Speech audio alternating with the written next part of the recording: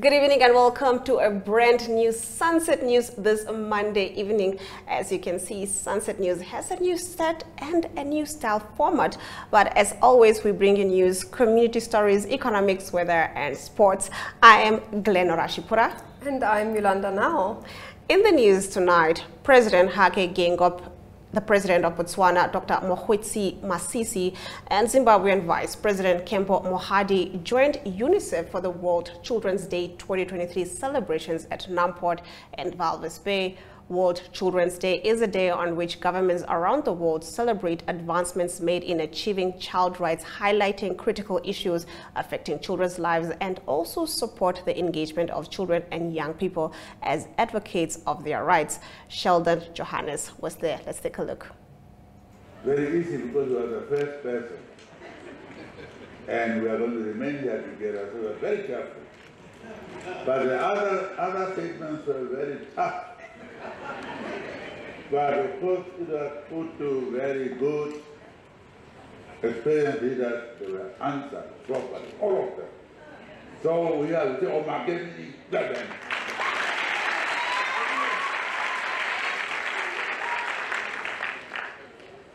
on behalf of Namibian government and people and parents of Namibian children who are here with you, I send greetings to your parents, those sent you here, your teachers, your leaders, to say, go well.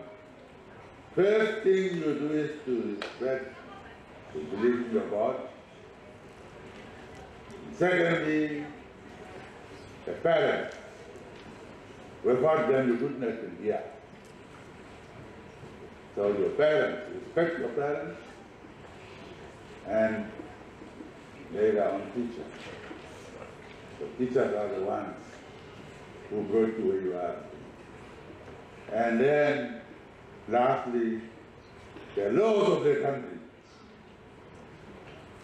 So if you're going to do this whole thing, these ideas that I'm giving you, to turn out to be worthy citizens of our countries, to become good leaders, like many of us are sitting here, to lead our countries in a direction that will provide free education, that will provide what we have been complaining here about. That is going to be done if we can pull in the same direction as we use the word Harambee, to pull in the same direction to achieve our objectives.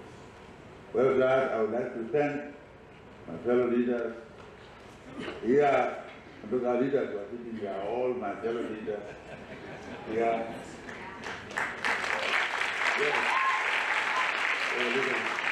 We have done our part. We are debating here as leaders. Those ones who want to challenge us, ask questions, as leaders do. And we also have respect, try to answer their questions. Now I was told there is consensus here, high people, that we agree that we've done a great job. So thank you very much. You must also say we did a great job. So go well. Thank you.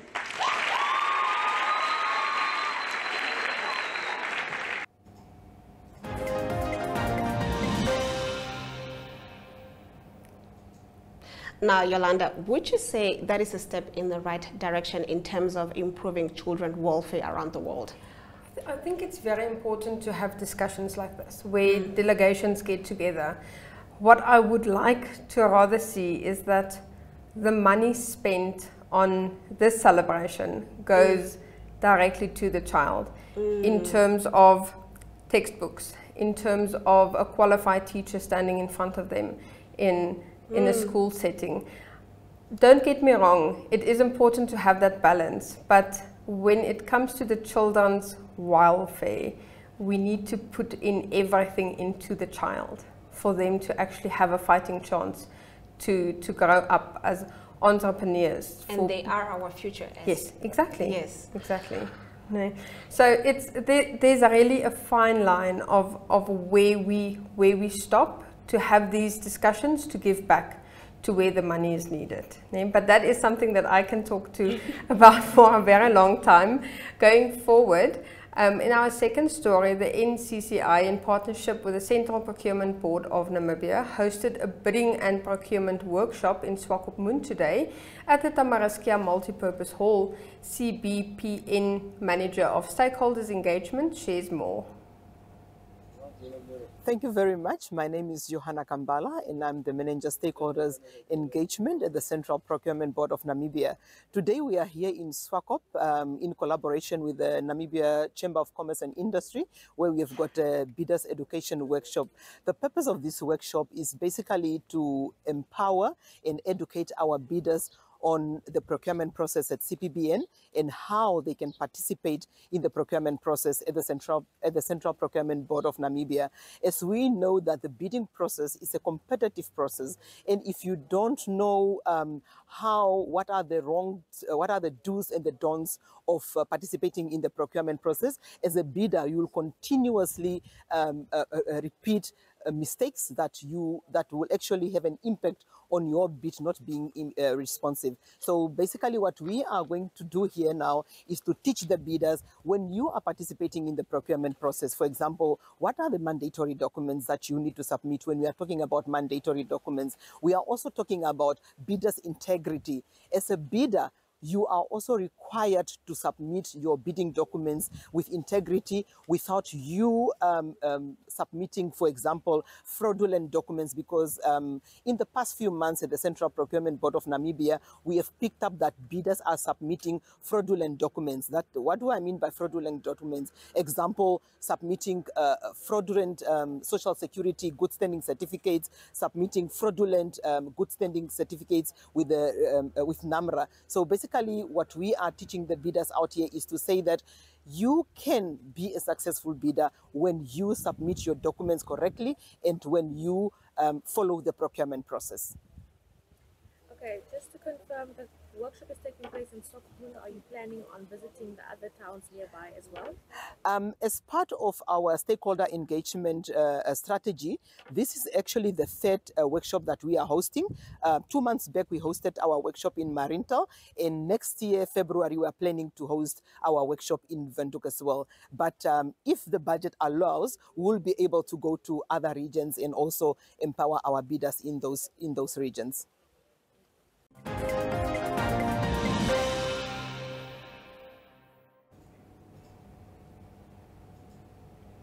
Nora, I love initiatives like this for the simple reason that it gives you knowledge. And if you want to partake in a bidding or a tender process, it's so important to know the steps, because there's so much paperwork going on. There is, and most Namibians don't know how to bid.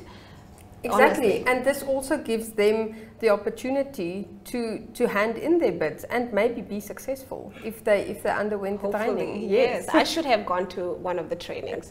Well, moving on to our next story, Honorable Esther Anna Ngipondoka, Minister of Education, Arts and Culture, praised the vision and work of IMN Technology in developing an army of innovators through AI, robotics, coding, IoT, electronics and mechanical design today at the debut of the IMN Technology Institute's Robotics Club in Windhoek. Now, the goal is to promote access to universal inclusive digital learning by expanding the supply of IT infrastructure to all schools and learning centers in a staggered method beginning in 2023 as per the 7-year plan. Aurelia Afrikaner was there. Let's take a look. So it's high time that our education system is really demand-driven. Otherwise, we'll always be exporting, skills from other countries, and we cannot afford that one. It's a smaller economy we are. We need to be self-reliant and be able to carry out our own functions. As such, the Ministry of Education, Arts and Culture welcomes the vision and work of the IMN Technology in creating an army of innovators through artificial intelligence, robotics, coding, Internet of Things, electronic and mechanical designs. There are skills that define the world around us and also align quite well with our ministry's vision. Director of Ceremonies, digital transformation in schools and learning centers features highly on the ministry's agenda, as I said, and it is one of the key levers of change.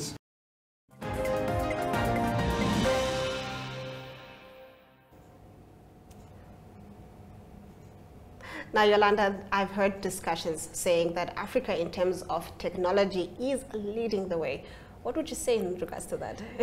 You know, we just did that focus edition on Talent Tech a month ago, and I was involved with that, with the compiling of it, and it's, for me, I'm so excited to see Namibia is taking a lead and not standing still and being afraid of what AI and technology can bring, but rather to use it to our advantage. I'm really excited for what it will mean to the education sector 10 years from now, even 5 years from now. Yeah, definitely. I'm actually quite excited the fact that it's going to be included in the curriculum. Yeah. It's so important because I don't think the generation that's kids now will have jobs that's not going to require you to know technology, to know how to code. I think everything is going to be focused on that industry. Absolutely, I agree with you, and kudos to the Namibian government. I'm very excited to see what follows. Well, moving on, in our Story of the Day segment, we look at well-known international tourists who have started to travel more to Namibia. More on this on the other side of the break. We are so excited to be kickstarting your morning with entertainment. Everything was happening during this past weekend. Yes. Exciting news. Wow, no, she was killing it already. In my opinion, I don't see anything wrong with him serving the full term. As well as keeping you informed on the issues that you need to know happening in and around our country.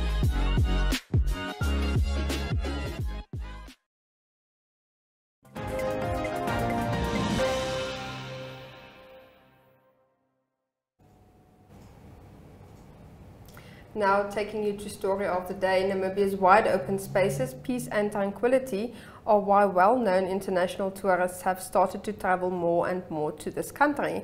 This is according to Margaret Gustavo from the Namibia Investment Promotion Development Board, who spoke at the Ghana Business and Leather engagement session hosted by NTB. The engagement session, held on Monday, followed a group of 21 Ghanaian tourists who landed in Namibia on Sunday for the November in Namibia Tourism and Business Pilot Initiative. This initiative is aimed at building the Namibian tourism industry in the context and spirit of the African Continental Free Trade Area and the Africa we want. Let's take a look. Put on the map, Namibia was this we are a very small country, 824,000 square kilometers, 2.5 million people. And in terms of the number of people that live in our country, we're very small. But about 3 years ago, just before COVID, or actually when our current president was sworn in, in his first term, we sat down as a government, or rather government sat down and said, how can we diversify our economy? Namibia was predominantly the mining sector contributed significantly to its GDP, so it was the extraction of natural resources, and we would export those natural resources. And our government said, how can we start diversifying? We need to diversify our economy. We need to create employment in different sectors of the economy and not just mining.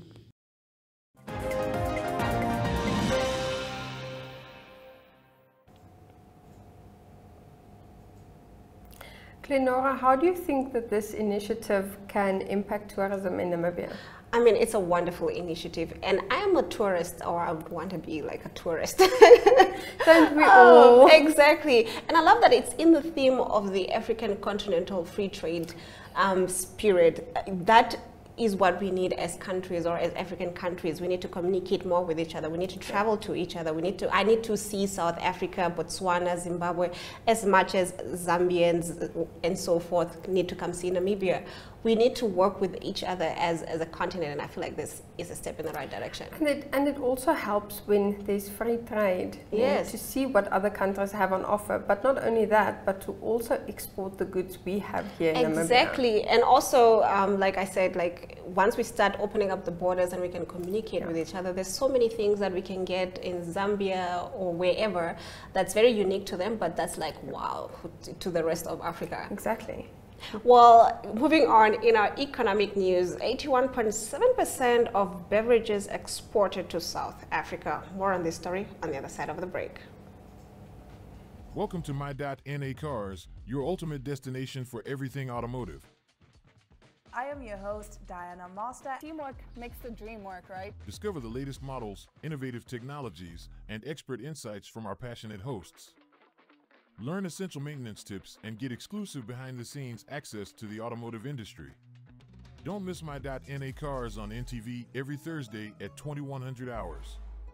Tune in and ignite your passion for automobiles.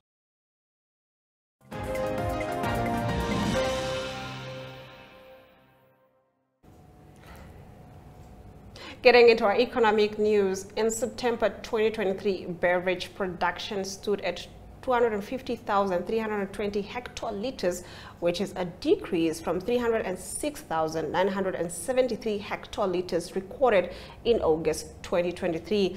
The Namibia Statistics Agency said the production of alcoholic beverages in September 2023 was 134,891 hectoliters, down from 154,030 hectoliters recorded in August 2023.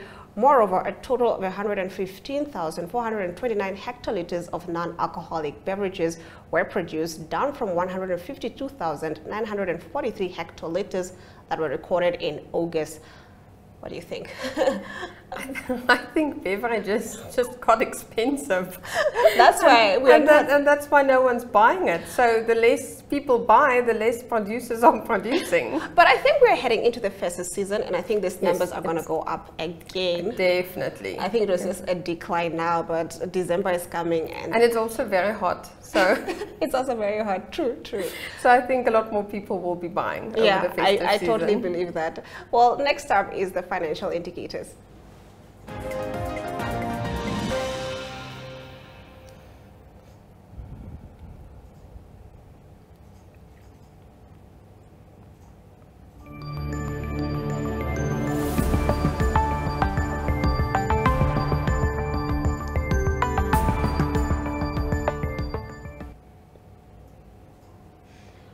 The Namibian dollar trades against the British pound at 22.88, against the US dollar at 18.38. $2 Namibian and 56 cents gets you 1 Chinese yuan.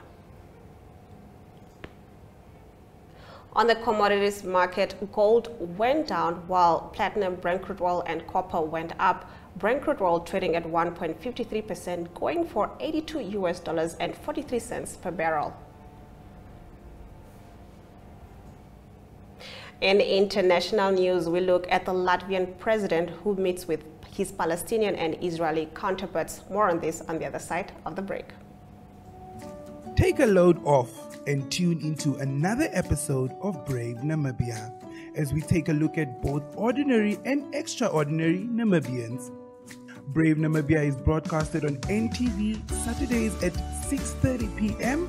and oneup2.com, as well as broadcasted on the following Facebook platforms on Wednesday at 5:30 p.m. Republicane, Allgemeine Zeitung, Namibian Sun, and all Namibia Media Holdings pages. For more information, contact the Brave team at brave@synergy.com.na. Brave Namibia, for the ordinary and extraordinary Namibians.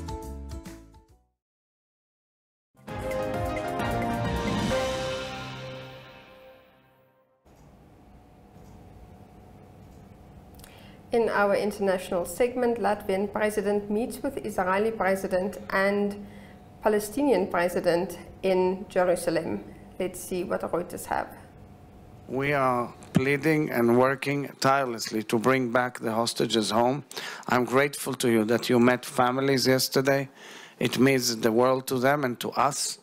This is a grave, grave humanitarian tragedy, and we want them back now as soon as possible. Thank you very much for your support. Thank you very much, Mr. President. First of all, thank you very much for receiving me and my delegation here in Israel. This is the visit of solidarity and support. And yesterday we had a very moving, very emotional meeting with families of hostages that are being held by the Hamas terrorists. We do support the right of Israel to fight. We also support and we'll try to do our best as much as we can to secure the release of all hostages, working with international community, applying pressure, and of course we also believe that this situation where Israel is very dangerous, not only for your country, for the region, but actually also for the globe. So absolutely.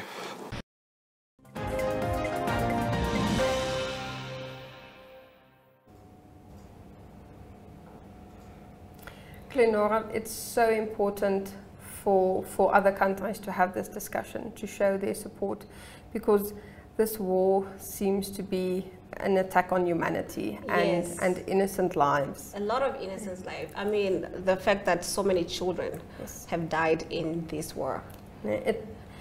I can't fathom how do you pick up yourself and your lives? How do you flee with your children and you literally have the clothes on your back? So it's so important to have these discussions and to have political leaders come to the party to say this is what we can bring to the table. Yeah, and more importantly, I hope that a peace agreement is reached, and that we probably don't see such atrocities in the near future or the future, you know. Well, up next is the weather predictions.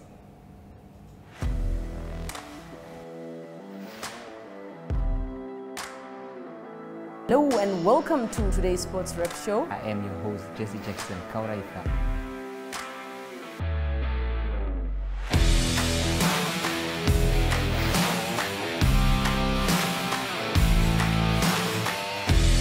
In replay, Namibia, who had won the toss for the first time on this tour.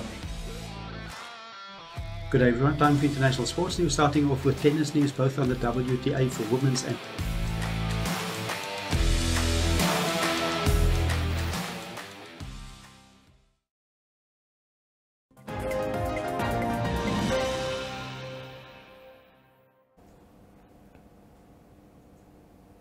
And now taking a look at your weather forecast for tomorrow.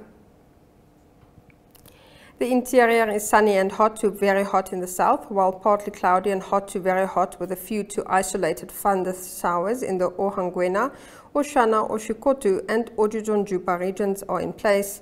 Windy weather is expected to persist over the western half of the interior. At the coast, it's partly cloudy and warm to hot. The wind is moderate to fresh southeasterly to southwesterly. Tides at Walfish Bay, the low tide will be tomorrow morning 10 to 7, tomorrow afternoon 1:15, and then tomorrow evening 21 minutes past 7. The sunrise in Windhoek tomorrow morning is 4 minutes past 6. And now the sport team will tell you all about what's happening in the world of sports.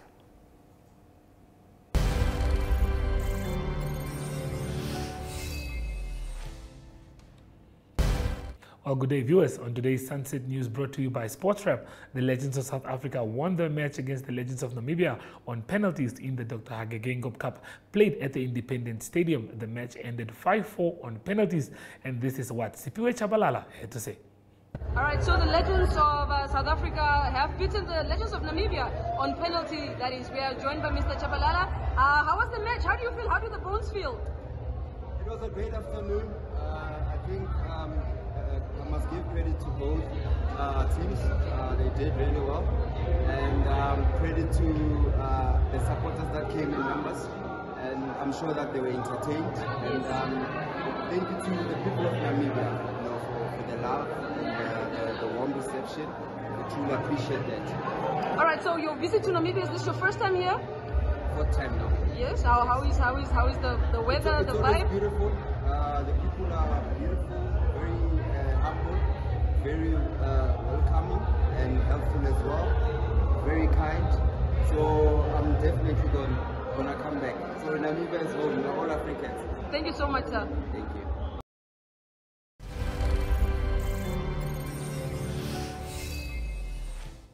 Well, African stars have fired the coach Prince George Kofi with immediate effect. Mervin Bakera will resume as head coach. The team played and lost in the Dr. Hage Geingob Cup match against Chula Chula on Saturday at the Independence Stadium in Windhoek. In the Demarine Premiership, the club is third on the log with 20 points from 9 matches. Bakera will definitely be looking forward to take over with this team. As to sports, that's all that we do have for you. From the sports desk, it is goodbye.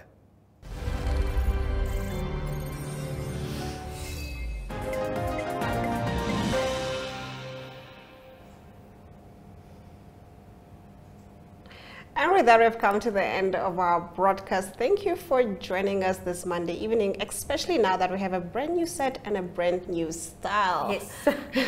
Make sure you join Sunset News on Facebook, on all the Animate platforms on weekdays, as well as on our website, oneup2.com, Sunset News screens on DSTV channel 285 and GoTV channel 25 every weekday from 7:30 p.m. to 8 p.m. I am Glenora Shipura. And I'm Yolanda Nell. And this has been Sunset News. Don't end your day without us.